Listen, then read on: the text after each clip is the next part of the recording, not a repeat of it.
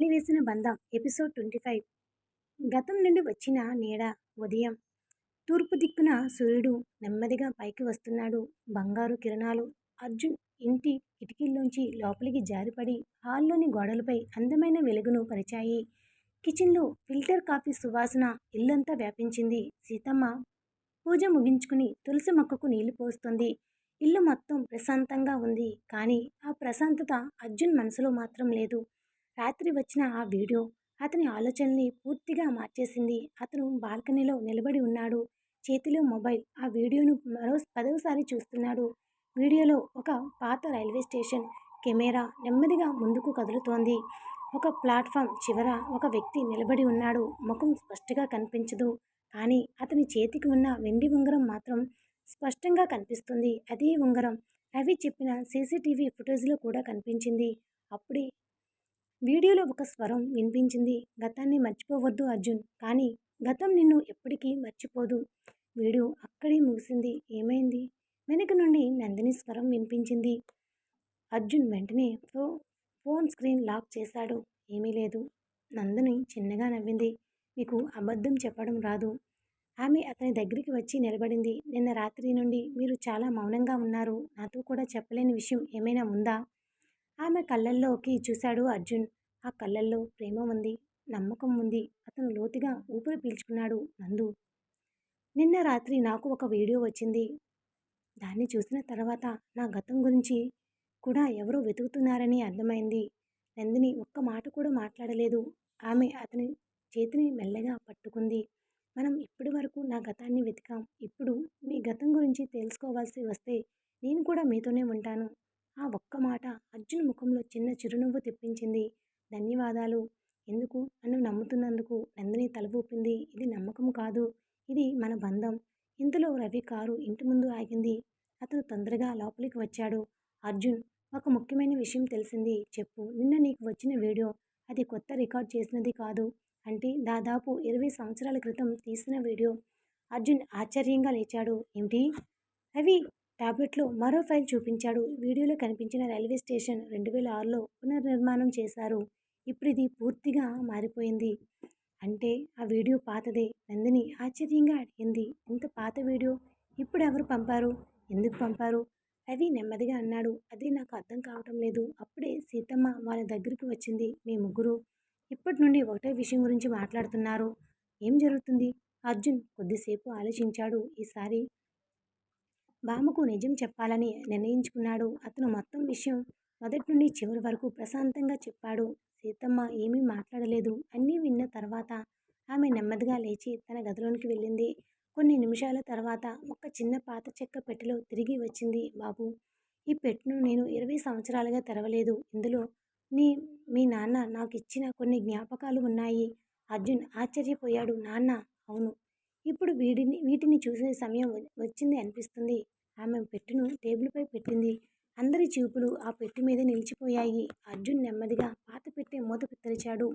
లోపల లోపల ఒక పాత డైరీ, ఒక వెండి గడియారం మరియు ఒక మడిచిన ఒక కవర్. ఆ కవరుపై కేవలం ఒక వాక్యం మాత్రమే ఉంది. అర్జున్ పెద్దవాడైన తర్వాత మాత్రమే తెరవాలి. అర్జున్ గుండె ఒక్కసారిగా వేగంగా కొట్టుకుంది. ఆ కవర్ను ఎవరు రాశారు? అందులో ఏముందో గెస్ చేసి కామెంట్ చేయండి. ఉదయం ఇంట్లో గడియారం మెల్లగా 9 గంటలు కొట్టింది. కిటికీ అద్దాల మీద నుండి జారిపడుతున్న సూర్యకిరణాలు హాల్లోని పాత చెక్క టేబుల్పై పడుతున్నాయి. ఆ టేబుల్ మధ్యలో సీతమ్మ తీసుకొచ్చింది చిన్న చెక్క పెట్టి, దాని పక్కనే అర్జున్ పెద్దవాడైన తర్వాత మాత్రమే తెరవాలి అని దానిపై పసుపు రంగు కవర్. గదిలో ఎవ్వరూ ఏమీ మాట్లాడలేదు. ఆ నిశ్శబ్దంలో గోడ గడియారం టిక్ టిక్ అనే శబ్దం మాత్రమే చేస్తూ వినిపిస్తుంది.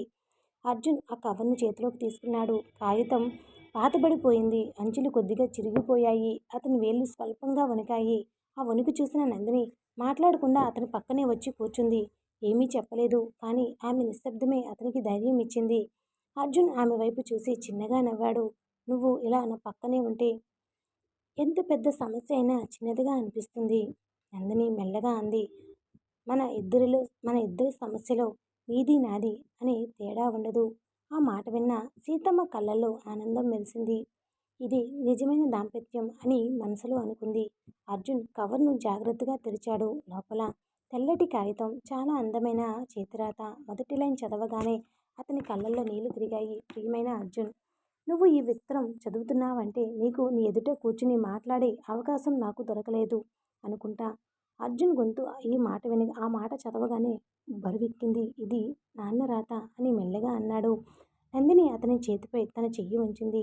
అతను మళ్ళీ చదవడం మొదలుపెట్టాడు. బాబు, నీ జీవితంలో అందరూ నీకు నిజం చెప్పరు. కొంతమంది ప్రేమతో అబద్ధం చెప్తారు. మరికొందరు స్వార్థంతో నిజాన్ని దాచిపెడతారు. కానీ ఒకరోజు నువ్వే నీ నిజాన్ని వెతకాల్సి వస్తుంది. అర్జున్ నిశ్శబ్దంగా వింటున్నాడు. ఎప్పుడైనా మర్రిచెట్టు అనే మాట నీ జీవితంలో మళ్ళీ వినిపిస్తే అప్పుడు అర్థం చేసుకో. గతం మళ్ళీ నీ తలుపు తట్టిందని. ఒక్క వాక్యం అక్కడ ఉన్న ముగ్గురిని ఆశ్చర్యానికి గురిచేసింది. రవి నెమ్మదిగా అడిగాడు, మర్రిచెట్టు గురించి మీ నాన్నకి ఎలా తెలుసు? ఎవరూ సమాధానం చెప్పలేకపోయారు. ఉత్తరంలో మరీ పేజీ ఉంది. చిన్న మ్యాప్. పట్టణానికి కొద్ది దూరంలో ఉన్న పాత దేవాలయం గుర్తు. దాని కింద ఒక తేదీ 15/8/2006.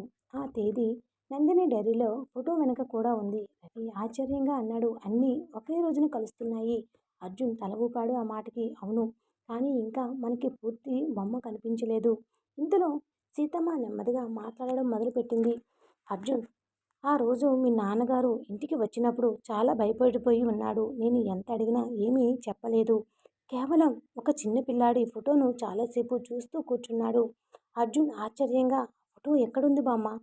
సీతమ్మ కాసేపు ఆలోచించింది. బహుశా అదే పెట్టెలో ఉండవచ్చు. ముగ్గురు కలిసి పెట్టెలో మిగిలిన వస్తువులు చూడడం మొదలుపెట్టారు. పాత రసీదులు, కొన్ని ఫోటోలు, వెండి నాణెం, చివరగా చిన్న గుడ్డలో చుట్టిన వస్తువు. అర్జున్ దాన్ని జాగ్రత్తగా విప్పాడు. లోపల చిన్న పిల్లల చేతికి సరిపోయే వెండి ఉంగరం. అందరూ ఒక్కసారిగా ఒకరి ముఖం ఒకరు చూసుకున్నారు. అదే నమూనా వీడియోలో కనిపించిన ఉంగరం. అదే నమూనా రవి చెప్పిన సీసీటీవీ కనిపించిన ఉంగరం. అర్జున్ మెల్లిగా అన్నాడు, ఇది యాదృచ్ఛికం కాదు. ఎవరో మనకు దారి చూపిస్తున్నారు. అదే సమయంలో దూరంగా ఒక పాత ఇంటి కిటికీ వెనుక నిలబడి ఉన్న వ్యక్తి అర్జున్ ఇంటిని బైనాక్యులర్తో చూస్తున్నాడు. అతని చేతిలో కూడా అదే నమూనా ఉన్న వెండి ఉంగరం. అతను దాన్ని చూస్తూ చిన్నగా నవ్వుకున్నాడు. ఇంకా కొద్ది రోజులు మాత్రమే. ఆ ఉంగరం అసలు యజమాని ఎవరో వాళ్ళకి తెలుస్తుంది. అప్పుడే అర్జున్ ఫోన్ మోగింది. తెలియని నెంబర్. అతను కాల్ లిఫ్ట్ చేశాడు. అవతల నుండి వృద్ధుడి స్వరం. అర్జున్, నీ నాన్న రాసిన ఉత్తరంలో చివరి పేజీ లేదు. అర్జున్ ఒక్కసారిగా లేచాడు. మీరెవరు? అవతల నుండి ఒక్క మాట మాత్రమే వినిపించింది. నిజం తెలుసుకోవాలంటే ఈరోజు సాయంత్రం 5 గంటలకు పాత దేవాలయానికి ఒక్కడివేరా. కాల్ కట్ అయిపోయింది. గదిలో మళ్ళీ నిశ్శబ్దం. అర్జున్ కళ్ళల్లో ప్రశ్న, నందిని మనసులో భయం, రవి ముఖంలో అనుమానం. మధ్యాహ్నం ఇంట్లో నిశ్శబ్దం అలుముకుంది. అర్జున్ చేతిలో ఇంకా అదే ఉత్తరం ఉంది. అందులో ప్రతి పదాన్ని మరోసారి చదువుతున్నాడు. ఆ ఉత్తరంలో రాసిన ఒక్కొక్క మాట ఇప్పుడు అతని జీవితానికి దారి చూపిస్తున్నట్టు అనిపిస్తుంది. కిటికీ దగ్గర నిలబడి ఉన్న నందిని అర్జున్ వైపు చూస్తుంది. ఆమెకు తెలుసు అతని మనసులో వేల ప్రశ్నలు తిరుగుతున్నాయని. కానీ అతని మనసులో అతని ప్రశ్నలలో ఇబ్బంది పెట్టడం కంటే అతనికి తోడుగా నిలబడడం ముఖ్యం అనిపించింది ఆమెకు. ఆమె నెమ్మదిగా అతని దగ్గరికి వచ్చింది. టీ తాగుతారా అని మెల్లగా అడిగింది. అర్జున్ ఆమె వైపు తిరిగి చిన్నగా నవ్వాడు. ఈ చేతితో ఇచ్చేది విషమైనా తాగేస్తాను. నందిని నవ్వుతూ, అంత మంచి డైలాగులు చెప్పకండి, తర్వాత నిజంగానే పరీక్షిస్తాను. ఇద్దరూ చిన్నగా నవ్వుకున్నారు. కొన్ని క్షణాల పాటు మళ్ళీ పాత ఆనందం తిరిగి వచ్చినట్టు అనిపించింది. దూరం నుండి అది గమనించిన సీతమ్మ దేవుడి ఫోటో వైపు చూసి మెల్లగా అంది, ఇలా నవ్వుతూ ఉండాలి. ఈవేళ కాదు, జీవితాంతం. సాయంత్రం 4:30. అర్జున్ బయలుదేరడానికి సిద్ధమయ్యాడు. తెల్లని షర్టు, నీలిరంగు జీన్సు, చేతికి గడియారం. కానీ ముఖంలో మాత్రం ఆలోచన. నందిని అతని దగ్గరికి వచ్చింది. ఒక్కడివే వెళ్తారా? అలా చెప్పాడు. అందుకే నేనే వెళ్ళాలి. ఆమె కొద్దిసేపు మౌనంగా నిలబడి తన మెడలో ఉన్న చిన్న తులసి మాలను అర్జున్ చేతిలో పెట్టింది. ఇది నా కోసం కాదు, మీరు క్షేమంగా తిరిగి రావాలని. అర్జున్ ఆశ్చర్యంగా ఆమెను చూశాడు. ఇది నీకు చాలా ఇష్టం కదా? అవును, అందుకే మీ దగ్గరే ఉండాలి. ఆ మాటకు అర్జున్ చాలా జాగ్రత్తగా అది జేబులో పెట్టుకున్నాడు. నేను మాట ఇస్తున్నాను. ఏం జరిగినా తిరిగి నీ దగ్గరికే వస్తాను. పాత దేవాలయం. సాయంత్రం 5 గంటలు. చాలా ఏళ్ల కిందట నిర్మించిన ఆ దేవాలయం. కావాలంటే కొంచెం కాలంలో కొంచెం పాడైపోయినా దాని ప్రశాంతత మాత్రం మారలేదు. గాలి గంటలు మెల్లగా మ్రోగుతున్నాయి. అర్జున్ చుట్టూ ఒకసారి చూశాడు. ఎవ్వరూ లేరు. నేను వచ్చాను అని గట్టిగా అన్నాడు. కొన్ని క్షణాలు ఎలాంటి స్పందన లేదు. తర్వాత దేవాలయం వెనుక నుండి తెల్లని గడ్డంతో ఒక వృద్ధుడు నెమ్మదిగా బయటికి వచ్చాడు. అతని చేతిలో పాత నీలం రంగు ఫైల్. నువ్వు వస్తావని తెలుసు అన్నాడు. మీరెవరు? అర్జున్ ప్రశ్నించాడు. వృద్ధుడు చిరునవ్వు నవ్వాడు.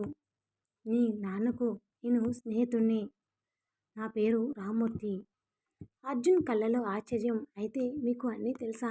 అన్నీ కాదు, కానీ నువ్వు తెలుసుకోవలసినంత మాత్రం తెలుసు. రామ్మూర్తి చేతిలో ఉన్న ఫైల్ను ముందుకు చాచాడు. ఇది మీ నాన్నగారు నాకు అప్పగించారు. సరైన సమయం వచ్చినప్పుడు నీ చేతికి ఇవ్వమన్నారు. అర్జున్ ఫైల్ తీసుకోబోతుండగా అప్పుడే ధామ్! దూరం నుండి ఒక పెద్ద శబ్దం. ఇద్దరు వెనక్కి తిరిగి చూశారు. ఒక నల్లటి సుజుకి వేగంగా దేవాలయం వైపు దూసుకు వస్తుంది. రామ్మూర్తి ముఖం ఒక్కసారిగా మారిపోయింది. అర్జున్! ఫైల్ని తీసుకుని పరిగెత్తు. వాళ్ళు ఇ- దీనికోసమే వస్తున్నారు. అర్జున్ ఏం జరుగుతుందో అర్థం కాక కారు వాళ్ళ ముందు ఆగింది. ముగ్గురు వ్యక్తులు దిగారు. ముఖాలు నల్లటి మాస్కులు. వాళ్ళలో ఒకటి గట్టిగా అన్నాడు. ఫైల్ ఇవ్వు. అర్జున్ వెనక్కి అడుగు వేయలేదు. ముందు మీరెవరో చెప్పండి. అతను సమాధానం చెప్పకుండా నేరుగా అర్జున్ వైపు నడిచాడు. అప్పుడే రామ్మూర్తి అర్జున్ చెవిలో మెల్లిగా అన్నాడు. ఫైల్ ఉన్న చివరి ఫోటోను ఎవరికూ చూపించుకు. ఆ మాట ముగిసిన వెంటనే ఆ వ్యక్తి రామ్మూర్తిని బలంగా తోసేశాడు. అర్జున్ అతన్ని పట్టుకోవడానికి ముందుకి పరిగెత్తాడు. అంతలో రామ్మూర్తి చేతిలో ఉన్న పెన్ డ్రైవ్ నేలపై పడిపోయింది. అర్జున్ వెంటనే దాన్ని తీసుకుని జేబులో వేసుకున్నాడు. ఇక ఆ బెంచ్‌లో ఉన్న వ్యక్తి కోపంగా అరిచాడు. పెన్ డ్రైవ్ అతని దగ్గర ఉంది. అర్జున్ ఒక్కసారిగా వెనక్కి తిరిగాడు. ముందు దేవాలయం, వెనుక అతను వెంబడిస్తున్న ముగ్గురు వ్యక్తులు. అతను పరుగు పెట్టడం ప్రారంభించాడు. సాయంత్రం అతని చేతిలో ఉన్న చిన్న పెన్ డ్రైవ్ అతని జీవితాన్ని మాత్రమే కాదు, నందిని జీవితాన్ని కూడా శాశ్వతంగా మార్చబోతుందని అతనికి ఇంకా తెలియదు. మీకే మీకు ఈ కథ ఎలాగ అనిపించిందనేది కామెంట్ చేయండి. మరిన్ని ఇంట్రెస్టింగ్ ఎపిసోడ్స్ కోసం ఇప్పుడే మన ఛానల్‌ని సబ్స్క్రైబ్ చేసుకోండి.